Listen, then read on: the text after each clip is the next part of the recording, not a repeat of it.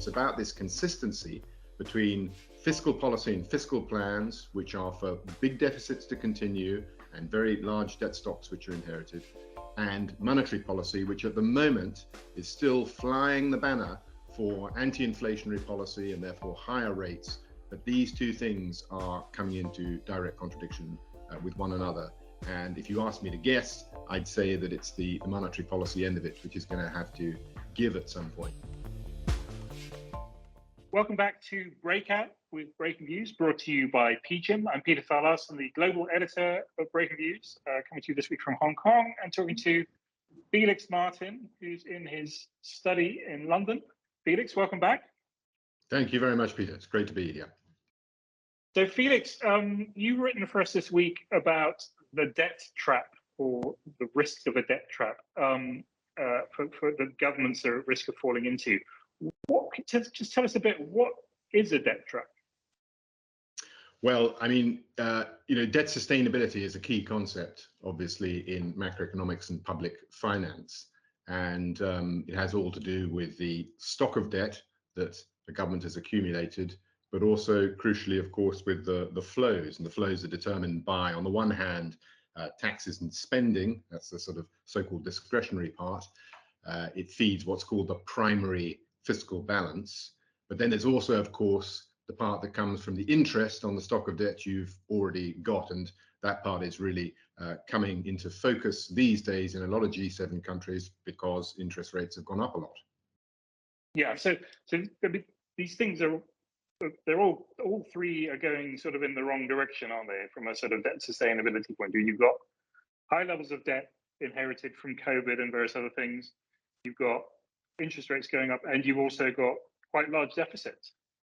Yeah, I mean, it's not the same in every G7 country, but in particular for some of them, it's looking pretty scary. And the US, of course, the great behemoth, the most important economy in the world, that's perhaps the scariest of all. As you say, we've had a big pickup in debt stocks over the last 15 years. First, we had the financial crisis that added, 20% plus to debt to GDP. And then in the course of COVID, again, another big step up. So big stocks of debt. And that was all supportable when interest rates were low, but now they've leapt up again. The interest bill has really gone through the roof. So the CBO just released the numbers for fiscal year 2023. That's to the end of September 23. And the interest bill alone in the US has gone up by a third to more than $700 billion. That's it's now bigger than the whole Medicaid bill. It's only a whisker away from the whole defense budget. So those are quite striking numbers. How do governments get out of this debt trap? How do they avoid the debt trap, or how do they get out of it once they sort of tumble into it?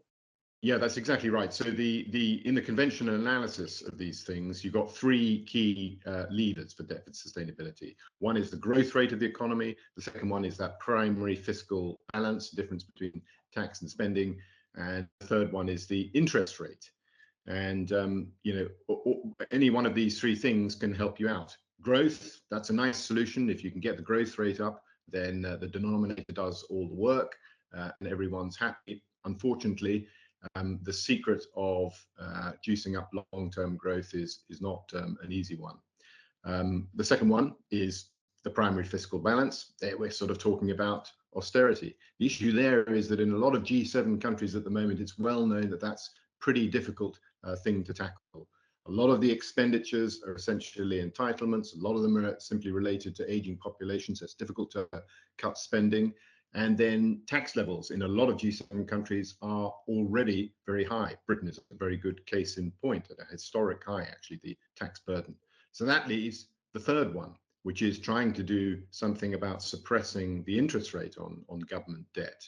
And the issue there, of course, is that objective is in sort of direct contradiction with what central banks have been doing for the last 18 months in their effort to combat inflation. Yeah, so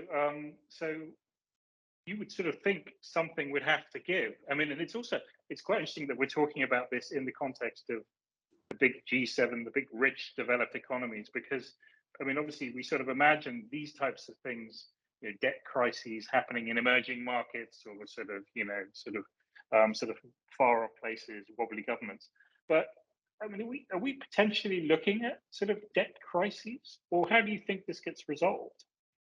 Well, the one great thing that G7 countries have in their favor, of course, is that their debt stocks are almost entirely denominated in their own currencies. So we're not going to see the kind of debt crisis that you used to see 20 years ago in emerging markets, which was all to do with having issued debt in a foreign currency, usually dollars, and literally not being able to find those dollars. So that kind of disorderly default, I don't think is on the cards in developed countries. The issue is exactly the one that you pointed to. It's about this consistency between fiscal policy and fiscal plans, which are for big deficits to continue and very large debt stocks which are inherited, and monetary policy, which at the moment is still flying the banner for anti-inflationary policy and therefore higher rates.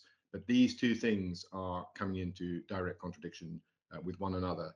And if you ask me to guess, I'd say that it's the monetary policy end of it, which is going to have to give at some point. Unless we're bailed out by a lot of growth, it's just not going to be sustainable to keep these kinds of high rates in such high debt economies.